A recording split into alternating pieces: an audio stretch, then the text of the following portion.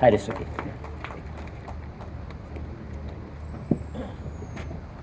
Good crowd. Can I hear a yes from you? Yes! Yes! Friends, before I begin, let me ask you something. Do you think with the electoral boundary changes, the Prime Minister's posters all over Singapore, the SG50 and the XXXL media coverage that they are getting, is this a fair election? Yes or no? No! I thought so. I will hold you to your answer until the end of my speech. I don't see strangers tonight. I see a huge crowd of friends. Our common interests and common fears make us friends, good friends. And as good friends, I appeal to you, support us. This is my last rallying call to remind you that tonight we fight for our country. To keep this country for Singaporeans and not for the Singaporean. You all can think. Tonight, let me touch your heart. So many things have been taken away from us. Our jobs, our space, and our way of life. We are now fighting for jobs when not too long ago, we only need to choose what kind of job we want. True? Yes. We are now fighting for jobs when not too long ago, we were just talking about iron rice bowls. True? And even when we have a job today, we are facing with salaries that cannot keep up with the cost of living. Let me ask you, friends, why is it so difficult to put a minimum wage to protect Singaporeans? Why? Their salary not enough. The very people who refuse to put the minimum wage is enjoying the maximum wage in the whole wide world. I do not know what double standard they are playing with all of us. In the United States, they have a minimum wage, and they are not even increasing that minimum wage, a move supported by 600 economists, 7 of whom are Nobel Prize winners. And we are not doing it here? Sad.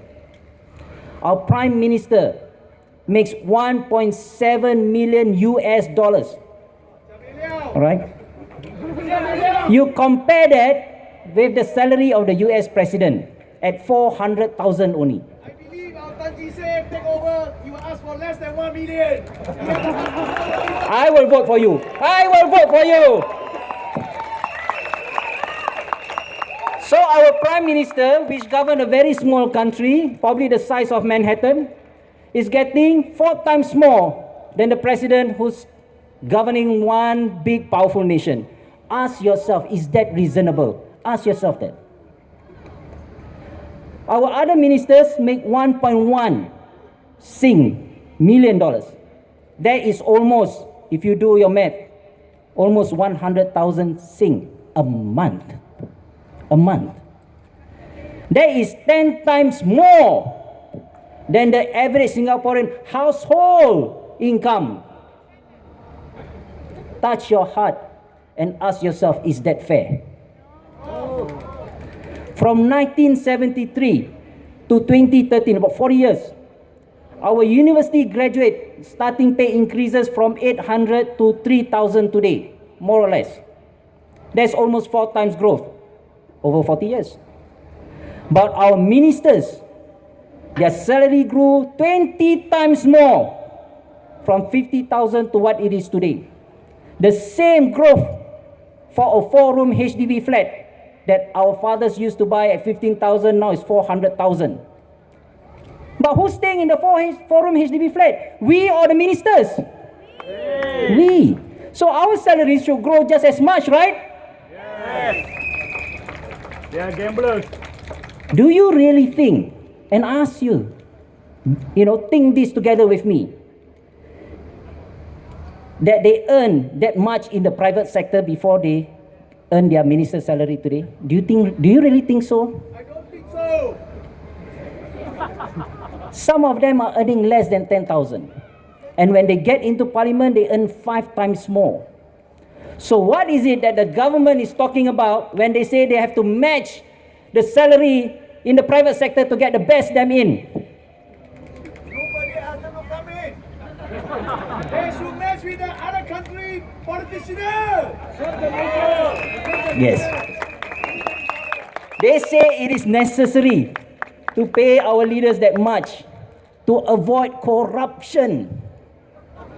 But what about the act of overpaying themselves without checks and balances? What do you call that? In the private sector, if you are not the CEO and your company fumbles, you cannot deliver to your stakeholder or shareholders. Bye-bye. The buck stops at you and you bow out. Thank you. Not in our government. Not in our government. You screw up, somebody down the line will take the fall. You continue getting your 100,000 as if like nothing happens.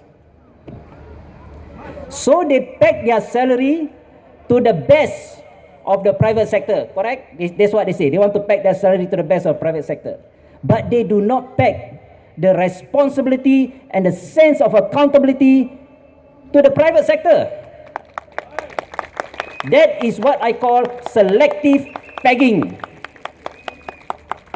Friends, we also need space. This country is not expandable and expendable. The underground is for the MRT and the dead. Where are we going? The 6.9 million population plan, is that your idea? I ask you, is that your idea? No. Then 6.9. why is it that Siman said, it was your idea? That you have to restrain and you have to control yourself when you're reacting to this 6.9 million because it's your idea. The government is putting words into your mouth. That has to stop here and now.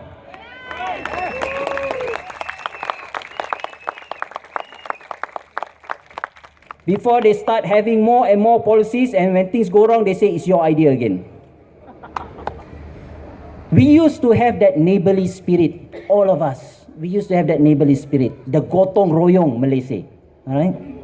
I used to stay in a flat, and I'm proud to say that that flat has 100% Singaporeans in it. 100%. In the last 10 days, when we do our walkabout, sadly so, I have to ask, good afternoon, are you Singaporean? Isn't that sad? In HDB, you have to ask that kind of question that used to be unheard of 20 years ago. Say no to them. We have spent millions of taxpayers' money on courtesy campaigns and the likes of it over the last few decades. And now, 1 million of them, foreign workers settling and working in Singapore with their own way of life. Do you think that they will become like us? No. We become like them. If we are not careful, our children will become like them. Our government become like that already. If they are here to work, they only want to profit from us. If they are here to stay, they also want to profit from their stay. There is no need for them to follow the Singapore way of life because most of them, they are not here for life. They take our housing, they take our public transport, and many more. Friends, don't be surprised when you see them all over the place. Sooner or later, they will even take our spouses. Yes. Friends, we have our own unique way of life. We are happy to meet other Singaporeans when we are overseas. But now and today, you don't need to go to overseas. You just take a train to Orchard Road. You are foreigners in your own downtown. We must keep Singapore as it is, as how our pioneer generation saw it. Do you think that our forefathers worked so hard to give Singapore on a platter to the foreigners? No! Can you imagine 20 years from now? Just imagine 20 years from now, your grown-up sons and daughters will look at you and say, why? Why when you had the chance and you didn't change it? Why?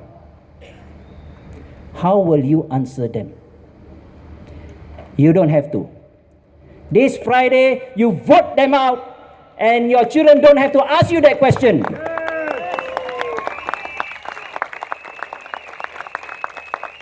Now, let me switch from Channel 5 to Surya. The free version press. Not the one that you currently see on TV, that's North Korean version. In the World Press Freedom Index, we are number 153.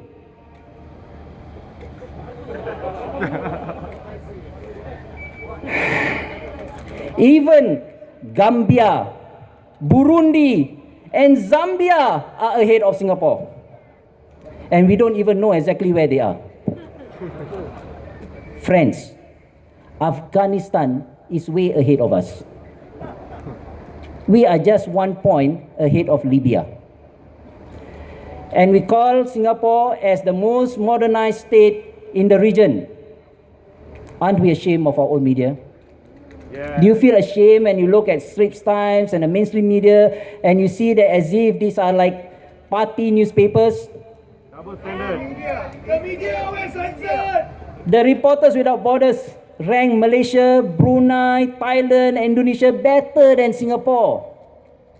I wish I can do that again. Rakan-rakan semua, rakyat Singapura sudah rasa tertekan.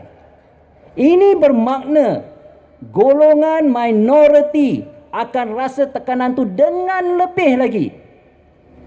Saya tidak mudah percaya dengan laporan masyarakat Melayu sudah ada kemajuan. Saya nak tahu kemajuan tu ukuran dia bagaimana. Itu semua Yaakob dan Berita Hairan punya kemajuan. Saya tidak boleh dilalaikan daripada keadaan sebenar. Saya rasa anda juga begitu. Tak perlu cakap kenapa Melayu tidak ada setiausaha tetap atau General Melayu atau Bank Melayu. Kita lihat Gelang sudah. Apa yang Melayunya tentang Gelang Serai sekarang? Apa yang Melayu tentang Gelang Serai sekarang? Kalau kita lihat gambar Gelang lama, kita akan rasa terharu. Kalau kita lihat gambar sekolah-sekolah Melayu lama, kita juga akan rasa terharu. Kalau kita lihat gambar muka Presiden Melayu pertama juga, kita akan rasa terharu.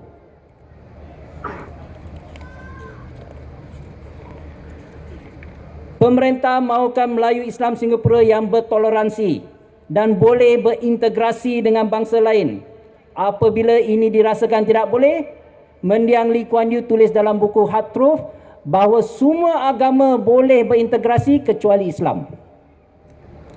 Persoalan saya, apa yang susah sangat? Mereka menyusahkan kita adalah jumlah masjid menurun daripada 100 hingga 70 pada hari ini. Asatizah kita dikawal. Ulama-ulama kita dulu tak perlu register. Kita masih ada agama juga hari ini. MUIS ditubuhkan. Siapa yang minta? Mufti dilantik di majlis syura mana? Siapa yang mengundi? Menteri bertanggungjawab Hal Ehwal Islam. Itu menteri bertanggungjawab Hal Ehwal Islam atau menteri yang mengawal pergerakan orang Islam.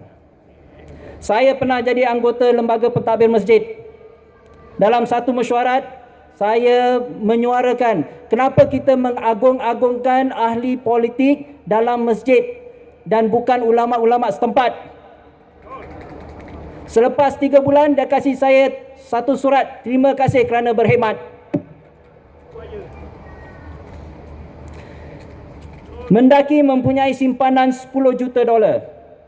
Mendaki bukan bank. Mereka tak perlu simpan duit banyak-banyak tu. Itu semua duit kita. Duit yang dipotong daripada gaji kita. Itu wang harus diberikan dan diutamakan kepada murid-murid hari ini. Nak disimpan untuk apa? Kalau nak disimpan untuk 10 tahun kemudian, berarti murid-murid kita tidak akan mencapai kemajuan 10 tahun juga. Pelajaran anak kita, kita yang tanggung. Pemerintah memberi 400 juta beasiswa kepada pelajar warga asing. Saya tak faham. Awak faham tak? Ha?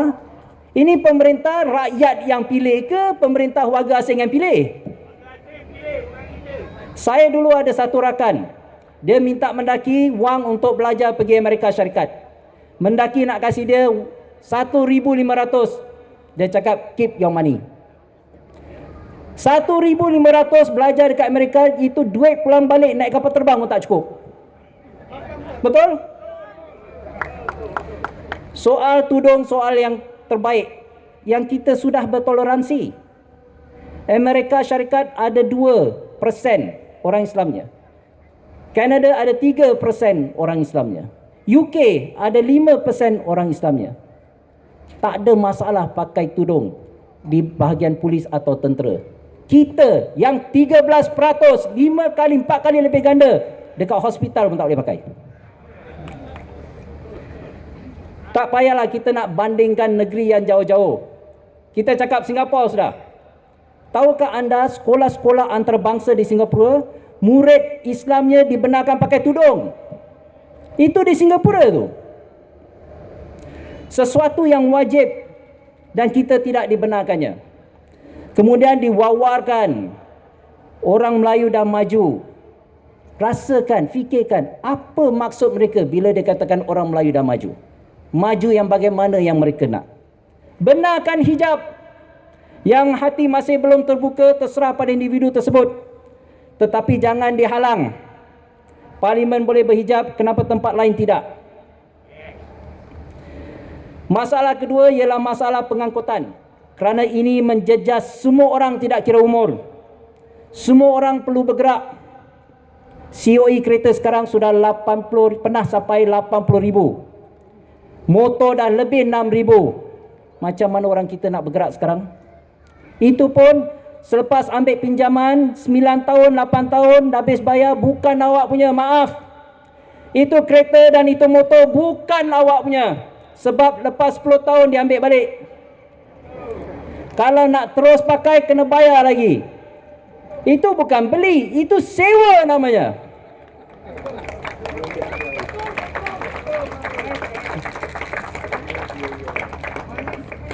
Kita tidak boleh terima hikmat umum atas nama rakyat, tapi berlandaskan objektif swasta. Lihat saja CPF. CPF bukan DBS. CPF bukan UOB. CPF bukan OCBC. Bayangkan anda nak seperti nak keluarkan duit fixed deposit anda, kemudian pegawai bank cakap, "Oh, maaf cik, awak belum cukup tua." Adakah ini pentadbiran cara yang betul? Kalau anda 5 tahun, pemerintah kata, "Oh, budak kecil tak tahu kira duit." Pernah dengar Itu okey lah. Awak dah 55 tahun pun pemerintah rasa awak tak boleh pegang duit. Kita nak pergi haji seumur hidup sekali, macam minta pinjaman dekat CPF. Kasih dokumen ni, kasih dokumen tu, pada duit sendiri. Apakah orang Melayu masih belum sedar? Masih mudah lupa? Masih mudah dipancing? Warga Singapura bukan miskin, tapi dimiskinkan. Kami nak beri $300 setiap bulan pada kanak-kanak dan warga tua. Menteri Chan Chun Seng kata, "Oh, tak boleh. Itu rasuah." Duit awak kami nak balikkan, itu dikatakan rasuah. Sepatutnya kalau dia bijak, dia tambah apa yang kita nak bagi, dia kasih 500 ke 600, jadi dia boleh menang. Betul tak? Ini dia kata tidak. Orang miskin tak perlu wang, mereka perlu kasih sayang. Awak dengan kasih sayang boleh tidur malam dengan kenyang tak? Boleh tak? Dengan kasih sayang tu, ibaratkan makan perhatian dan kasih sayang, awak boleh sedawa. Kalau boleh sedawa makan perhatian dan kasih sayang, saya pun nak makan makanan tu. Sudah menjadi adat saya mengakhiri ucapan saya dengan pantun. Saya dulu guru bahasa Melayu, tapi bukan kerana itu saya nak berpantun. Saya berpantun kerana saya menghormati bahasa Melayu sebagai bahasa kebangsaan. Andai bersemi tanah yang dibajakkan, saksama diagihkan, tidak berkira. Undilah Fahmi, warga diutamakan, bersama unggulkan rakyat Singapura. Friends, before you leave home this Friday to vote, I ask you to do two things. Just two things. First, you take a good look at your wallet and you see the content of your wallet. The second thing I ask you to do, look at the faces of your children. Once you have seen a good look at your wallet and the faces of your children, you are ready to go and cast your vote.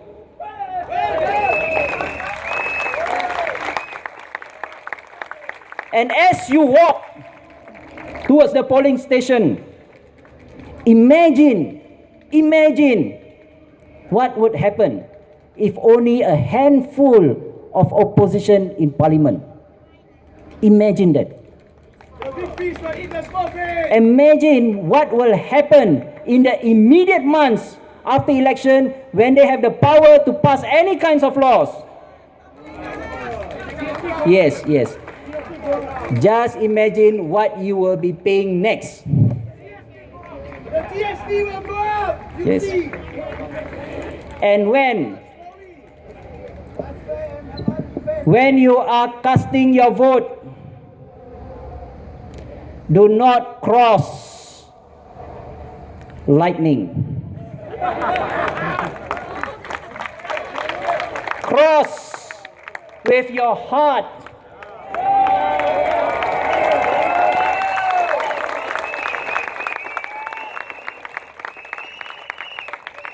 You have answered me at the beginning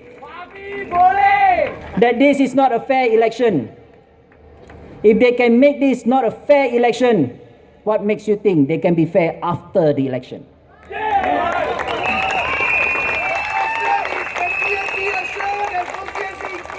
You have touched your hearts. You have touched your hearts with me tonight, my friends. You will vote with your conscience. I know that. Thank you.